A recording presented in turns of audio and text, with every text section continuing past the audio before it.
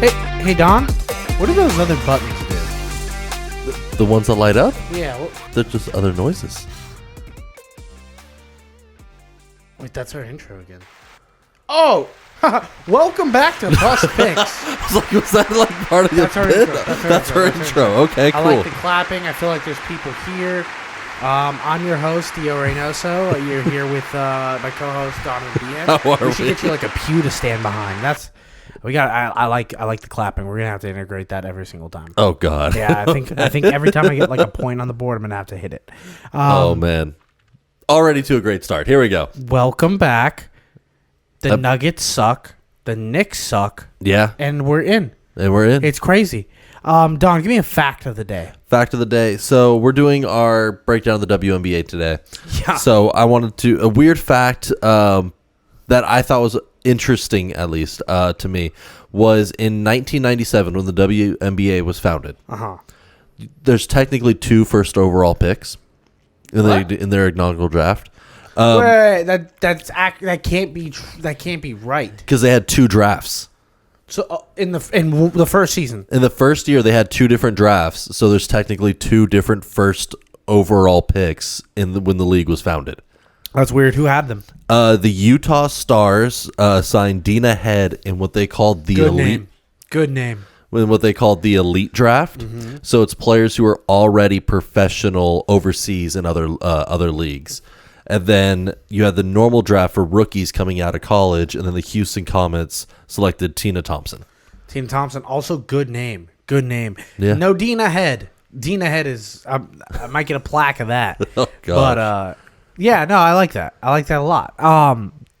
The WNBA is in a beautiful spot right now, and I'm really excited because it's not an old league, right? I think that draft was in like 92 or something like that. 97. 97. It's quite literally this. So this is the 26th or 27th year. We are 20. We were born in 97, 1997. So we have been alive as long as the WNBA. Yes. Lifelong fans of the WNBA. How many I've Sparks enjoyed games it. have you been to? 12, 13. I'm around that same thing. I grew up Yeah. in the inner city. They were just handing out those, and we would go like the Boys and Girls Club, and I'd always go to I've been to more Sparks games than Laker games. That's crazy. Yeah. No, that That's- actually seems about right. That's realistically. crazy. Saying that, it's our WNBA preview. We're a week into the season.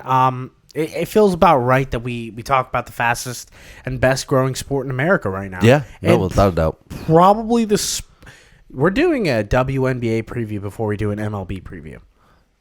Yeah, I mean, I think we're able to because the WNBA season is a lot quicker. The Yeah. MLB, like we could be a month and a half in, It'll come. and with the MLB, like, you could be months in, and you're still figuring out what teams are even good. Quick side note: when do you start caring about the MLB season? I say June. End of June is when I'm like, all right, End of I'm locked June, in. I'll say mid July.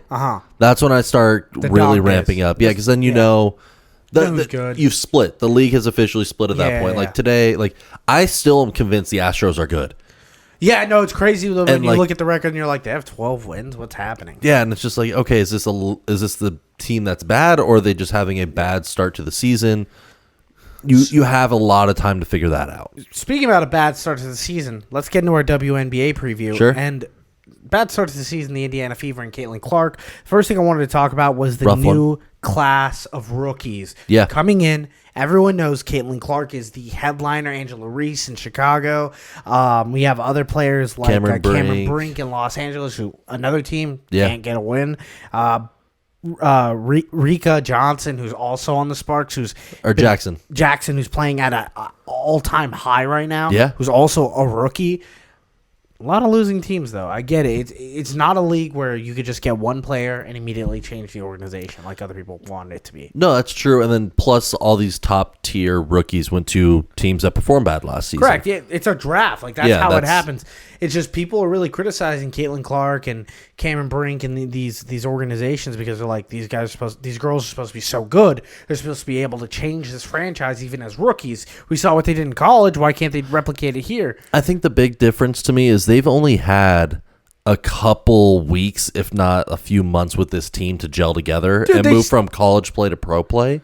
That's a big jump, especially when they just finished. Insane. Most of them finished up in March. Dude. We're in May.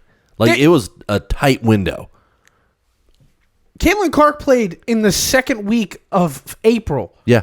We're not even done with May yet. No, it was 2 weeks. She finished up 2 weeks later, got drafted. She's had maybe 3 weeks with the team. She's had no rest. She missed her graduation because it was the first team practice. She's about to play all the way through until October, right? Yeah. She's not going to have a break until October. And that's, Maybe one of the best sports runs we've ever seen.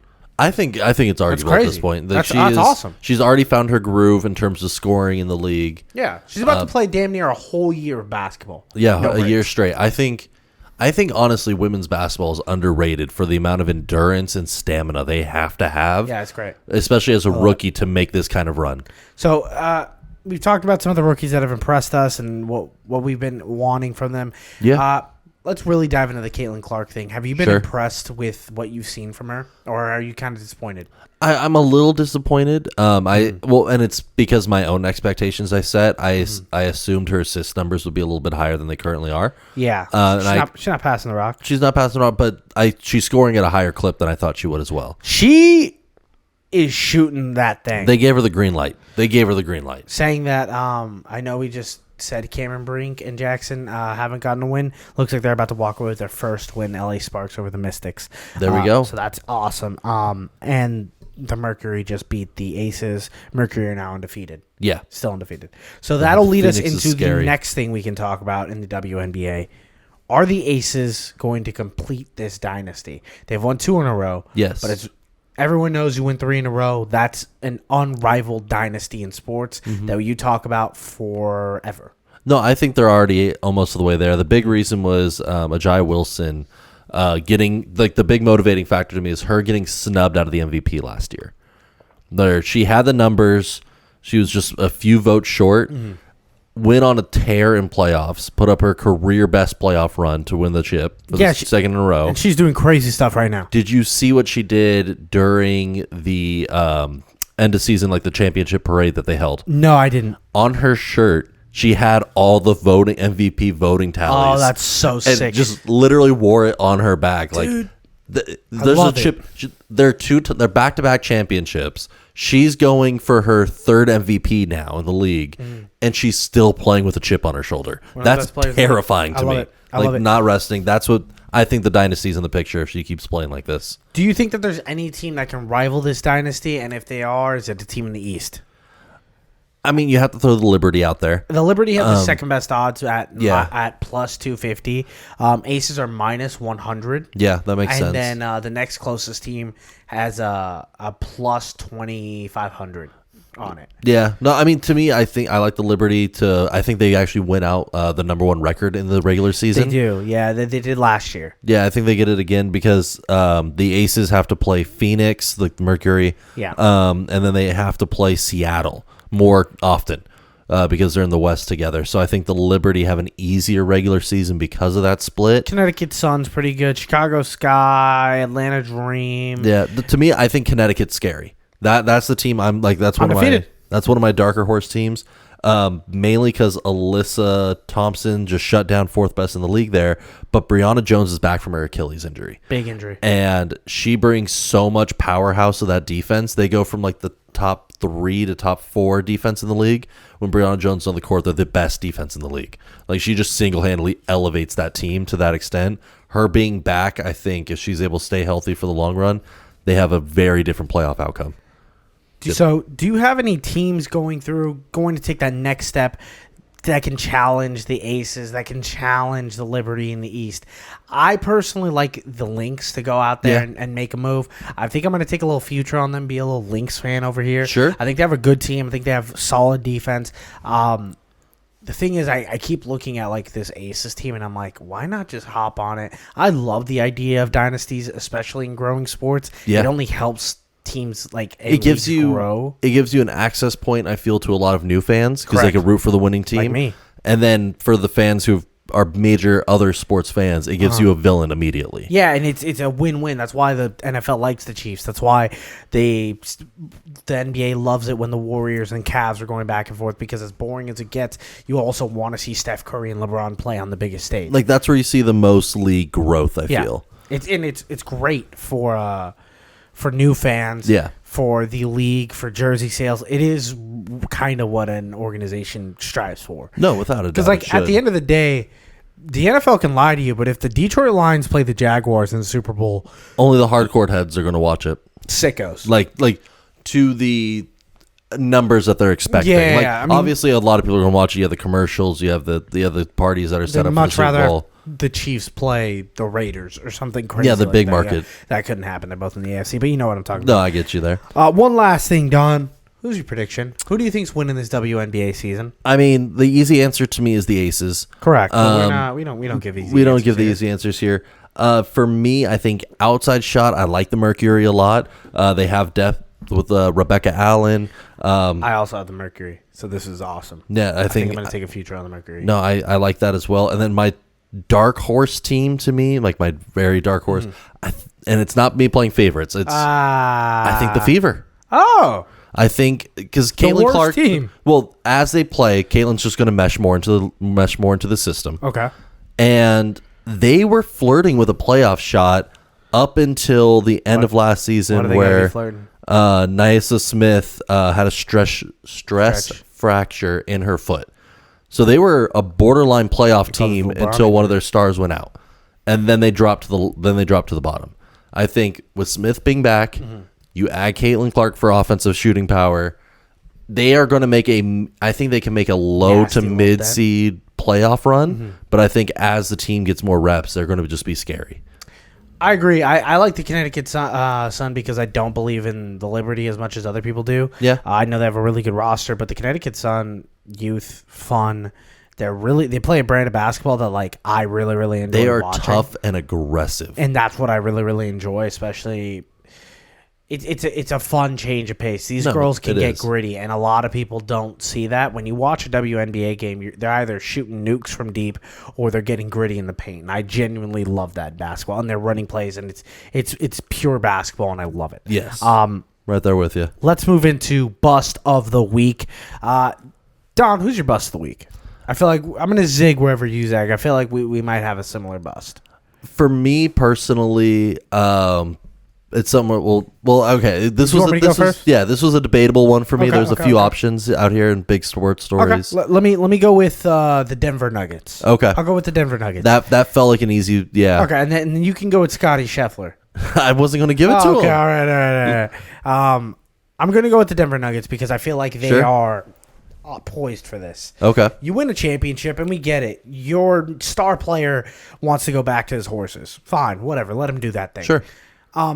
My thing is Murray has damn near disappeared, and I can say that when he dropped 35 on the head of Anthony Edwards and Mike Conley and stuff like that.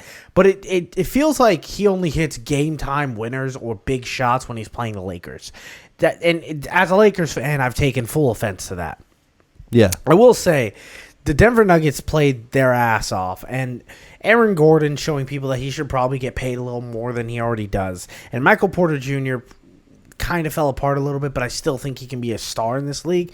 The Denver Nuggets, though, not being able to pull it off against this Timberwolves team is something that really disappoints me. I'm not a Rudy Gobert stan. Sure. I'm part of the media that likes to crap on him. I don't think he's that great of a defender. He's now a Hall of Fame, first ballot. He's put in him that the argument, Ring of yeah. Honor type of defender because he's a 4-time player, and he's the only person to kind of slow down Jokic. I mean, he held his own against Jokic, hit a game like ceiling almost like fadeaway jumper in his face. Like the Gobert he's there consistently. He's able to turn it on. Jokic might be the best basketball player without a I've doubt. seen in a while. Without We're like a doubt. prime, and for him to do what he did to him, I have to like literally give him a round of applause. Yeah. So that's my bust of the week. It is the Denver Nuggets. I love that button, Don. I'm so worried that you found it. I'm very excited to play with it. Don, go. For mine, I'm taking IndyCar. Interesting. Yes. Well, okay. So for No those idea. who don't know, this weekend coming up is the Indy 500 Memorial Weekend. Oh yeah. Yeah. I heard people tailgate for like 5 days in preparation. Oh yeah. Well, qualifying already happened 2 days ago, so it is a full sense. week and a half worth of events building up to the race. In Indianapolis, it's different in May. It's It different in May. is. It really is. But the reason I'm choosing IndyCar is I think we talked about it briefly a few weeks ago. There was a big quote unquote cheating scandal with Team Penske. We did not talk about this. Did we? Not on the podcast. I think just personally. Yeah, off air. But we talked about it a little bit because it was kind of a murky area where there was some electronic configuration in a few of the cars, and it basically gave us some slight advantage that was outside of the rules. But all the drivers and the teams were coming out going, hey, we didn't even know this was a software technical issue in the car. It was the coders. It was somewhere else. It was a bug in our system. They went through, and I think we were able to pretty convincingly show that they didn't do it on purpose. Oh, you believe that they did not do it on I didn't purpose. think it was a malicious intent. They did gain an advantage. 1000%. But I do not think that there should have been the extent of a cheating scandal because it wasn't an intentional issue. So, is your bust of the week the fact that there was a cheating scandal?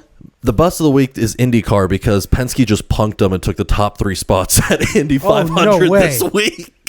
So he just like, all right, cool, take this off my car. Watch me still outrace you guys. Dude, the first 3 cars are all Team Penske coming into this week and just punks Indy right now. Wow. And they just got to take the biggest L. Like, we accused you of cheating 3 weeks ago. We were over regulating your car coming into this, and all 3 of their team cars are just 1, 2, 3. I love that. Like, that is baller moves I love right that. there. That's just kind of them just being like, you guys suck. Here, deal with this. Exactly. Yeah, hold like on. so much respect I for love that. Penske in that. Like, yeah, that's just a great moment, and I feel bad for Indy because now you can't enforce stuff the same mentality. No.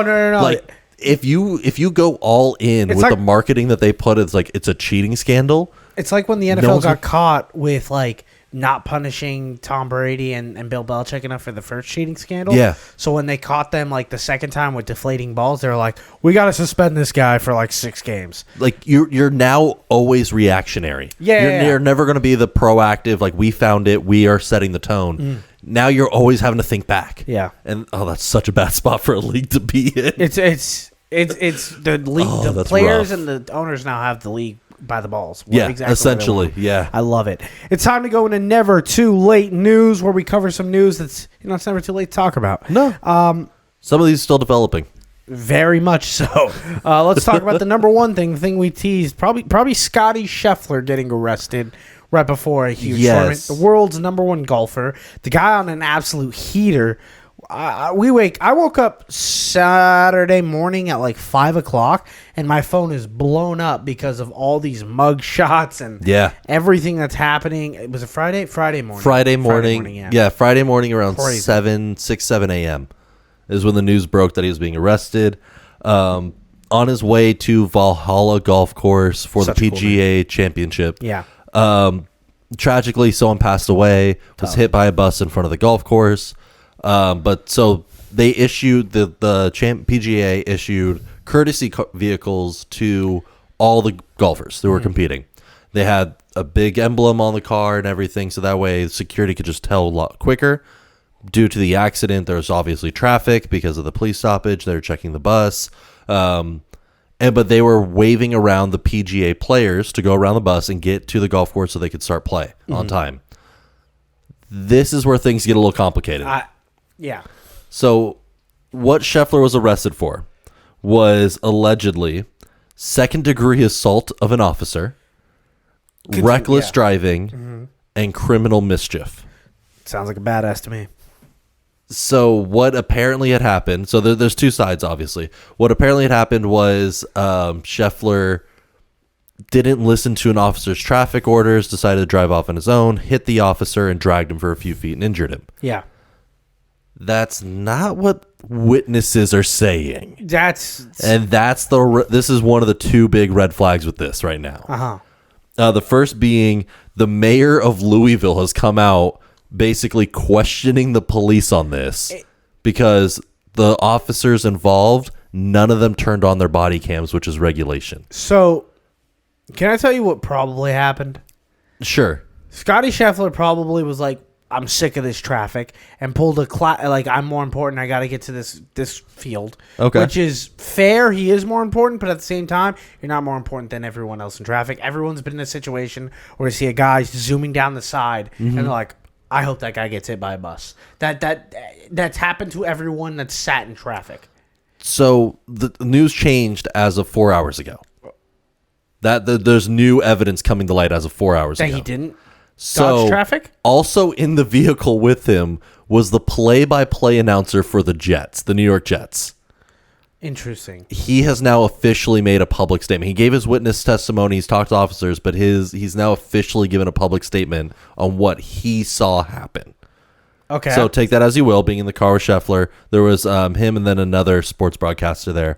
He said that Scheffler was following traffic around the designated place where he was supposed to, around the left of the bus, where he rolled about 10 to 20 yards in stop-and-go traffic. He was just rolling 10 to 20 yards, where Officer Gillis became very angry, yelling, "Who are you? Where are you going? Who do you think you are?" Started running next to the car and tripped and fell on a median or a curb and ate it and arrested Scheffler and blaming him for the injury of him tripping and falling. That's 1,000% what happened. That feels... It sounded like the cop this is was all on- alleged. This is a witness testimony. This is a witness statement, so it's all allegedly. Like they already pushed back the court date to the 3rd of June, but they are going to go to court. But that's what witnesses have been It sounded like collaborating and saying. It sounded like this cop was one of the Three Stooges, and he was doing a whole like physical comedy routine in front of Scotty Scheffler, and now Scotty Scheffler's got to take an awesome mugshot, which apparently Scotty Scheffler said, "I want to take off my Nike gear," and Yeah. that's why he was in an orange jumpsuit, because he didn't want to get Nike in trouble during the mugshot, which is such an cool move to do. That is a very unique one. Yeah, he's just like, I'm not tigering this moment. Which is like cool. It's good to know that like every 10 years you can book it. You're getting like a John Daly, you're getting a Tiger Woods incident. You're getting Now Scotty Scheffler. Now you're getting Scotty. It really is like you want to be a great golfer. Get arrested. Get arrested. Yeah. Like, don't even have the charges proven. Just get arrested once. But yeah, sadly, Scheffler shot a 73 on Saturday. So you're burying the lead here. He was awesome on Friday. He was great on Friday when he came out. And then his caddy had to leave on an emergency. Yes. And then he sucked, which has us thinking, is it just his caddy that is the reason Scotty Scheffler's so good? No, because he was able to rebound and finish 8th overall, like tied for 8th. But he was able to rebound pretty well. But him shooting, I think it's more the disruption routine. Oh, yeah. Because shooting 73, which was over par, his first time since last August. Yeah, he was Like, he's the hottest nearly golfer. gone a full year shooting without ever going over par in a single round of Beautiful. any tournament. Yeah, the biggest complaint people had with Scotty Scheffler is that he's like the most boring, like golfer ever. He's not a big personality, just And- kind of consistent. And for that, I say you're watching golf. So, you know, Well, I mean, the idea of you have guys like Bryson DeChambeau, and you have like Brooks Koepka, yeah, and- like you have some bigger, larger than life. but like larger than life in golf is just like Tiger Woods fist bumped. Like that's Well, you have what John they got. Daly still just. Well, John Daly's also like he's a behemoth in any sport. Like he looks like a Yeti trying to like playing Tommy Bahama. It's awesome. It's so a cool. legend. Yeah, it's I love golf, but I hate how stuck up they can be. A little I bit. want- They have been loosening up the rules. they which have. Is not, I mean, for the fans, for the appreciation during the games, they've been Yeah. allowing a little bit more freedoms. I want more personality. That's all. Yeah. I like to know who the athletes I'm rooting for. I think it's just because it's such a mental game. Mm-hmm. It's so technical that a lot of these players are like just so in their head. They don't show too much emotion because they don't want like it's the idea you just need to stay level. No matter what's going on, you need to stay level to play well. I'm gonna bounce over to the Sure. Knicks. The Knicks got bounced in the Game 7 in a series that didn't have a close game really. Like it was all kind No. of like a blowout here or a blowout there. Even though like Game 7s can fix everything, it didn't. This The leaves Knicks were beat to hell. I think they're just exhausted. You had Josh Hart coming in questionable into the game with him nagging injuries. OG was in and out all playoffs. It felt like with nagging injuries. Yeah, it's been a really tough time to be a Yeah. Knicks fan, especially because you're like Julius Randle got hurt, and all these other guys got hurt, and Mark Robinson and Hartenstein and Josh Hart was starting to lose gas at the end because he played every single minute of every single playoff game. It felt bad because you were like, Brunson can do it. I know he's been playing on one foot, but he can do it. And that was another. Yeah, he was playing on one foot almost the entire series. And it kind of all right. He was hurt. I'm not going to say no. He was playing through an injury. He was basketball hurt. Yeah. Where everyone's kind of hurt. But everyone's dinged up by the end of the season.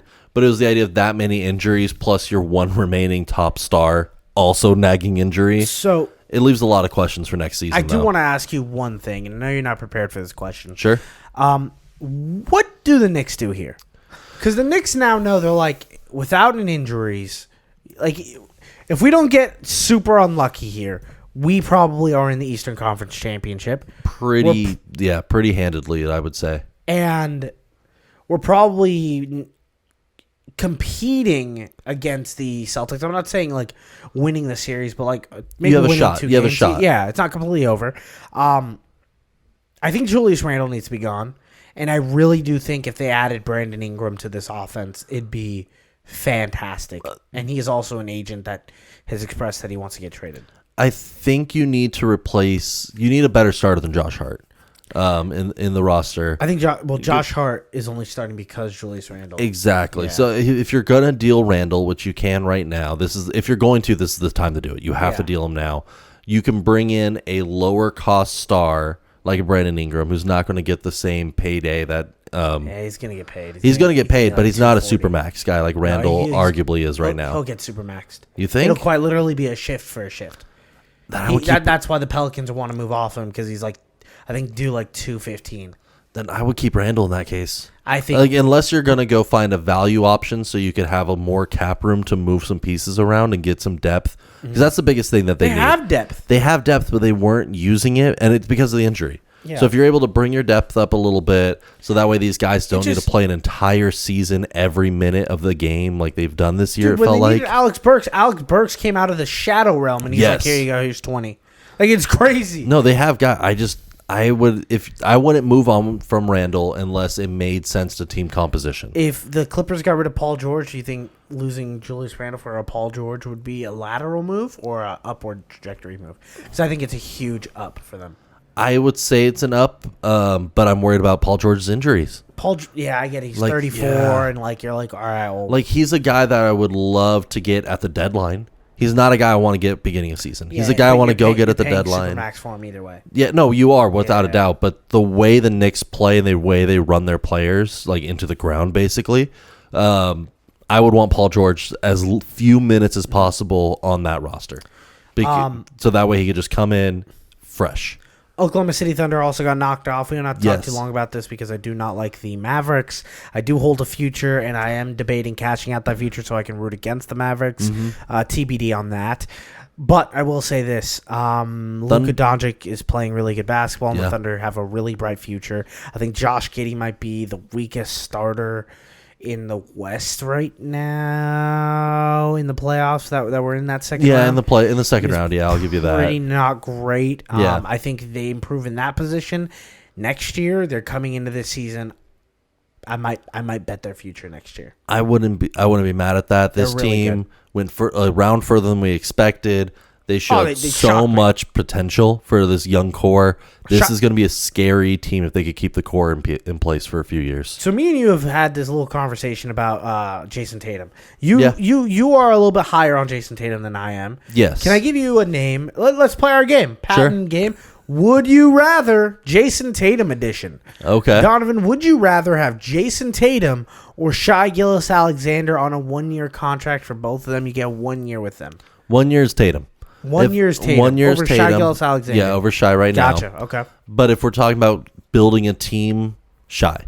Shai's 25. Tatum's only 26. Yeah, no, but I think Shai offers a lot of upside to he brings a lot more value to other pieces around him. Tatum is just, I think, the better consistent two-way player. Okay. Would you rather Kawhi Leonard or Jason Tatum? At this point, Tatum, just Kawhi can't. It's the narrative he can't stay healthy. I would, if I could have him in a clutch moment, if I could have him for a game, I would take Kawhi every single time. But if I'm having to run an entire season, Tatum's going to be there more often. I'd rather have Tatum. And last one, would you rather have Jason Tatum or a healthy Steph Curry for 1 year? This feels like a trap because we were talking about this earlier. Yep. And I went with Tatum. At this point, is your answer that only matters. Yes, This is the only one that matters. At this point in their careers, like this season, I would take Tatum because of his two-way potential. Like, he is a solid defender. He's 110 defensive rating. Dog, he's Steph Curry. He's the best three-point shooter in NBA history. Oh no, get me wrong. I'm not doing this sliding Steph at all. He's still so good. I want Tatum's height. It depends on the team roster. That's the big thing. It depends on the roster. Yeah. But if I'm taking him in isolation, Tatum has more overall game upside versus Steph being the best in the league at one piece. I think getting a guy who's the best in history at one piece is way more important. I'm taking Steph Curry every single time. And that's fine. I could understand that, and I don't think there is a 100% correct answer either way. That was the would you rather of the day right there. Let's go into our last bit of news. The NFL schedules were released. Yes. And we could sit through and be like, oh, I think this game's going to matter. I think this game's going to matter. We don't know. No one knows. We will do like early NFL season betting. Like we normally put out what we think the teams are going to go, and we put our futures in. But right now, all I want to talk about is who had the best schedule release videos, and who had the worst ones. There's a couple lists. There's a lot of opinions out there. I want to start with the Colts. Sure. And this is a bias thing. The Colts did something that was so bold. I was so impressed. Did you see the Colts? Yeah. No, it was a good marketing move. In a world where everyone can criticize your marketing team and how you release your schedule, the Colts took the easy way out and said, oh, make fun of us now. We went to a children's school and we had them draw all of the logos with the players, and it was a fun charity event. Huh? You can't make fun of us now, can you? Can you? And but for being good people giving back to the community, you can't. And I get it. They win. They win right there. But I'm a Colts fan. They took the moral W. And I can say whatever I want. Oh, God. And that is such a cop-out. Such a cop-out. I'm not proud of it. I'm not even like impressed by it. I'm more of like do something original, Indy. The IndyCar 500 is a week later. Do something there. I don't know. Maybe race a bunch of pass a bunch of team logos around the actual stadium with cars on the logo. I don't know. That's been interesting. I know, and I just made that off the top of my head. You could have done something there. Yeah, you could have done a lot of things in Indianapolis. Like, even if you're putting out just a video, like you have tracks, Indy has a lot of dirt tracks. You could do basically like have each car come, like have it like basically do a demolition derby. Yeah. But have each car that comes out one-on-one, like your week one car rolls out and you see a Colts car just run through it. And then he does a donut and then runs through week two and then just demos every other team. Here's another idea I had. You know who lives in Indianapolis? Pat McAfee. Get Pat McAfee involved where he's doing a WWE style arena Royal Rumble where he's defeating every single one of the mascots that were playing that season. Yeah. Those are two ideas I came up with in 30 seconds. That'll be a fun one. That'll be a great one. Step it up, Indy. That's all I'm saying. That's all I want. I want a little more. Anyway, the Ravens had a banger. They did. The Ravens had an app. We do consistent. Like, I don't think it's the best one. What? Okay, I think the best it was the quality put out, I think it has to go to the Rams. Because the Rams felt like a saga. It felt like a cinema, like it felt like a good art film. I want to talk to you about that. Me and you talked about the Rams one. I agree. I went online to see the discourse, and it seemed pretty universal that it was more on the bottom half of the schedule releases. Which was surprising to me. I think we're biased because we're from Los Angeles, and like it was really playing into our backyard nostalgia. Yeah, it was definitely geared for LA culture. And I wouldn't have felt that way if that was like the Atlanta Falcons opening. Yeah. You know, because the Atlanta Falcons did NFL Street, and the entire time I was standing in front of my phone going, woo, woo, woo, woo. Oh, without a doubt. I was losing my mind. So I was like, this NFL Rams one is cool. I don't care. No one can take it away from me. I think quality wise, it might have been one of the cleaner ones. I agree. But I think if you're talking the best in terms of because every single one has a dig at some team, or you tease a little that's bit. The fun. Chargers win again. For having on their page Raiders fans click here. Yeah. And it just takes you to a pre-filled application for Clown College. Like, that is just... I want to go work for the Chargers marketing team just because... Putting Harrison Butker in the kitchen? That was great. Chef's kiss. Like, they know how to go after their division like no one else. Any other great ones that you want to talk about? I like the Chicago Bears. The Bears one was fun. I'll be honest. I love Caleb Williams. I'm doing a redraft of a dynasty this year, and I have like the 3rd pick. I might take Caleb Williams. I wouldn't blame you there. I would not blame it there. That's a good one. Saying that, there are some bad ones. Yeah, I think the Saints was really bad. I watched the Saints like twice because I couldn't get through it the first time, and then halfway through the second time I was like, no, this is just bad, and I stopped watching. It's just not good quality. Yeah, it felt rushed. Yeah, it felt very like they're like, oh, we got the schedule and we have to put something out in 4 days. Did you like the Dolphins one, where there was like, we're the quickest team in the league, here's our quickest schedule release, and they press a button and it's over? I did like I like the concept of it. I hate that. I was looking for more. Yeah, I want more. It felt lackluster. Like, the idea was there. Yeah. You should have done the pageantry. Well, it's like similar to the Colts thing, where it's like, you guys are the fastest in the league. Take like a top fuel dragster. Yeah. Pin all the teams that you're playing on a giant flag behind it, and just have it gun the entire drag strip, and that's it. Tyreek Hill race the entire league. Like beat guys and race. I don't know, man. Like, have fun with the idea of speed. Don't just go, oh, and it's done. Or because the fans aren't going to rewatch it. Did you like the New England Patriots one where they did the Goodwill Hunting? Like, yeah. The Julian, I didn't really love that, but I bet like the Boston people loved it. I think it's the same thing for the LA Rams for us. It was just more tied to the area. My least favorite was the Texans and Chiefs because they both had the exact same idea, and the idea was just lame. Yeah, they just did a hydraulic press against all their enemies, which is like fine. It's whatever. I've watched 1,000 TikTok videos of hydraulic presses. It doesn't affect me anymore. No, that felt like that would have been great Big Bang Theory 4 or 5 years ago. Yeah, that would have been unique then. Some initial schedule ideas that we've come up, like, based on what we've seen. Just a few takes that I had. Jets look like they might have one of the easiest starts to the season. Yeah, they put them up in front of a lot of primetime games, right? Yeah. Well, not only that, but their first 11 games, they only faced 4 teams that were over 500 last season. I know what you're about to set up. 49ers, Bills, Steelers, Texans. I know what you're setting up right now. Well, no, I mean, they were in playoffs, not over 500. Basically, all expectations on Rodgers. If you're facing only 4 teams that made it to the playoffs in your first 11 games, you need to win at least 6 of those 11, in my mind, by minimum. Is there any other schedules you wanted to talk about? There's the Eagles-Giants. I think Saquon Week 18, if that means something for the Eagles, great matchup. That's going to be a great storyline. If there is playoff implications by that time, I think that's going to be a fun one.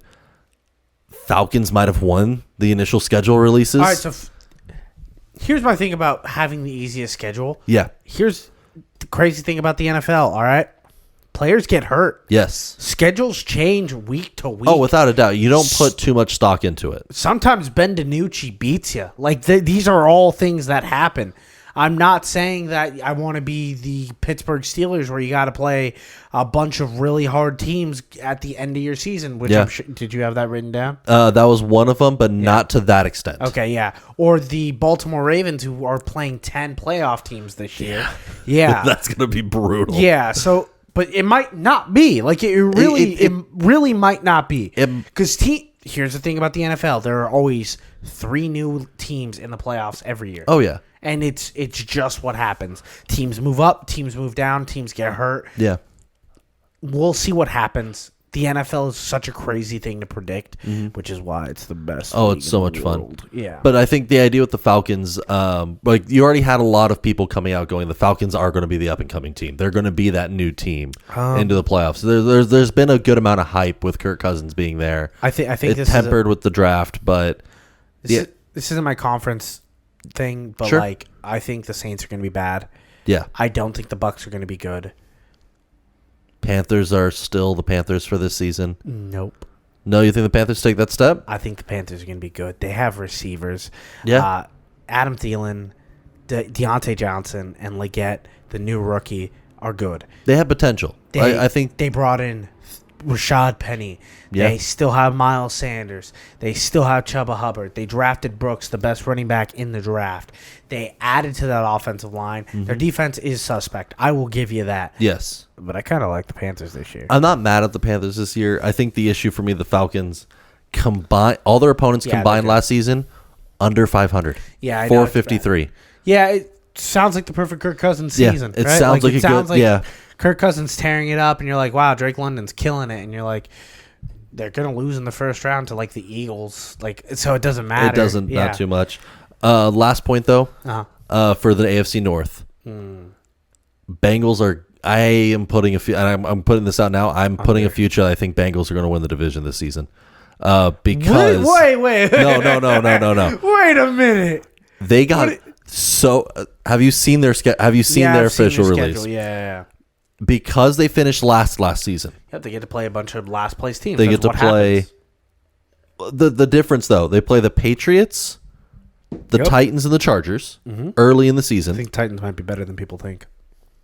I agree I there. think the Chargers are going to be okay. In their first 6 games, only the Chiefs in week 2 was the only team to go over 500 last season. Bengals have slow starts typically. Correct. Their first 6 are all, except for maybe the Chiefs, all Done. very winnable. After their bye week in week 12, they only face Dallas and Pittsburgh as winning record teams on the road for the rest of the season. Don, They have a cupcake schedule they based also on They have initial. to play the Ravens twice, and the Browns are going to be good. Yeah, and the But Steelers. But I'm saying outside of our Nothing divisional in the games, AFC is going to be easy. nothing in the AFC is going to be easy. But I'm saying out of all AFC schedules, Correct. they The are team that finished the last easiest. usually get. That's why. Yeah. There's so much parity in the league because if you come in last, you get to play bad teams. That's the Yeah, whole point. Of and the that league. that makes I me love that. nervous. Yeah, that here- makes me nervous for the divisional stuff for my division. I'm really good at predicting certain things. Yes, Last year, I said to the world, while the world laughed at me, the Bengals will not make the playoffs, no, I made sense. and they didn't. I No. said they were going to come in last in their division. You called me crazy. That one felt weird because I thought it was going to be the Browns. They came in last. Thought it was going to be the Browns. Browns made playoffs. I said the Browns were going to make playoffs. I did not expect Joe Flacco to go nuclear at his age. To be fair, I did think Deshaun Watson was going to take a step up. That's my fault. that's the a whole Bengals nother situation. Will not win this division, but the Bengals are going to be the best wild card team in all of football. I'll give you They're that. going to be very, very good if Joe Burrow stays healthy, and I think he does this year. Yeah. I think the Ravens still have that division. I think the Ravens are going to be the 1 seed in the NFL again this year. I hope so. I think they are really, really good. Derrick Henry at OTAs looks like another monster again. It's crazy. On OTAs, I'm loving seeing Patrick Ricard Yeah, it's crazy. open up the lane and then just have Derrick Henry right back. Smash. That is I don't want to. I would hate to be defending that. Yeah. Like I don't care what kind of professional athlete you have. Almost 600 pounds running at you. That's a scary thing. I mean, yeah, he's Derrick Henry. He's scary all the time. Yeah. Damn, Dodgers just lost. Question of the day. What's the easiest sport to be good at? Not go professional. What's the easiest sport to just be good at? To just be competent. Like you could go to the park, play pickup, and be good at it. Like and not make a fool out of yourself. I wrote 5. Okay. Okay. First one. Darts. I think darts is the easiest sport to be good at. I'm not saying professional. I'm saying walking in, playing darts. I would agree to some extent because the level of pro dart to like just casual at a That's bar. what I think. Take pro out of the way. There is no pro. Just good. If there's no pro, then yeah, the average guy at a bar is good. Yeah. Like the average, saying. yeah. There's Just parity. good at- There's enough there when we could just go to a bar and there's Have you parity. ever been to a pickup game and you're like, that guy's good? Yeah. That's the bar. If that's the bar, then darts at a bar, yes. Jockeys. You just have to be small? I was going to say I would want to say no because it's such a small percentage of the population that even have that eligibility. That's what I'm saying. But like, if you're 5'4", you should be jockeying should be very easy. It's weight control and balance for the most part. Okay. I could see. Shock put. No, shot put is incredibly difficult. No, it is not. Every big guy that played O-line in football got a call from their track and field coach, and they told them, take this metal ball and throw it as hard as you can. There's thousands, thousands of those people that walk around the earth and be like, yeah, I mean, I varsityed in shock put because that's the requirements. But I think it's also the idea of if we're talking what you can just like walk on the street, like if I practice for a few months, I could be good at it. No. Like weeks. Weeks? Yeah. I don't think so. Because shot put, like you have to get big. First off, you have to. Yeah, we're big. We're big boys. No, you have to get offensive linemen big. Yeah. And then it's a lot of technique with the spin and release timing. I think trying to balance both those at the same time is what makes it difficult. If we're talking just a few weeks. Fishing. Fishing is a good percentage luck. So yes. Here's another one with luck. Poker. It's very easy to be good at poker. Yeah, you could accidentally win. There's guys who are just complete amateurs who've won tournaments before. Yeah, I could see that. And swimming. This is the one you don't. I do not agree with at all. I think swimming is everyone has a friend that they're like, yeah, that guy's a good swimmer. That's it. If you're just talking like, okay, we're at the pool and that guy's a good swimmer, he's sure. a sport to be good at. But I'm thinking if he's racing people. If you're racing, that is a very difficult thing. If you're racing against people in a public pool and that one guy's smoking someone, that's the easiest sport to be good at. I don't think it is. I don't know. Because you have to have it is skills that are built up upon each other. Yeah. It's not like you could casually you can accidentally your way through a poker tournament. Oh, for sure. And that's happening because there's the pro levels are so specialized in what they do. When something outside of those tactics to an extreme, like an amateur player, sometimes makes it into that, it throws everyone off because they don't know how to read that guy anymore. What about bobsledding? Bobsledding is just leaning. It's leaning. It's just leaning. It is. I think it's just a matter of do you have the guts. I think it is a next level mental fortitude to go into that thing. Curling. Yeah, no, I could give if you're just being the release, not even the sweeper. If you're just being the release man, yeah, you could be a sweeper. You could be a sweeper. That's just balance. That's just balance. Yeah, but I could give you that. I was going to say there's cornhole that you could argue pretty well. Cornhole's hard. Cornhole is skill. Pro cornhole, but the average guy could do, the average person at a tailgate at a bar. Dude, cornhole guys are averaging, pros are averaging 5 points a game, a throw. No, but I'm saying if you take take the pro out of it, just to be good at a backyard barbecue. I think there's always one guy who's just really good. I think cornhole and pool are the two sports that I'm I don't think I know enough people that I can say are good at those two things. Okay. Where I'm oh, they're good. I'd be they're decent. I would say I would put pickleball in that conversation because it's the average person could play pickleball. I was going to say pickleball, but I thought I'd get people angry if I was pickleball. Pickleball's an easy sport. Pickleball is a very difficult sport when you're playing at a high level. You could get a group of friends and play pickleball and be fine. I agree. You could ball that. Yeah, you could pick up. I think volleyball's hard across the board. You are exhausted. I hate playing volleyball at the beach. It's a terrible idea every single time I do it. Those are extreme level athletes. I hate those days. Well, thank you guys so much for listening to another episode of Bust Picks. It was episode 33. Yes. My name is Dio. That is Donovan Behan. And remember, pray for the parlays.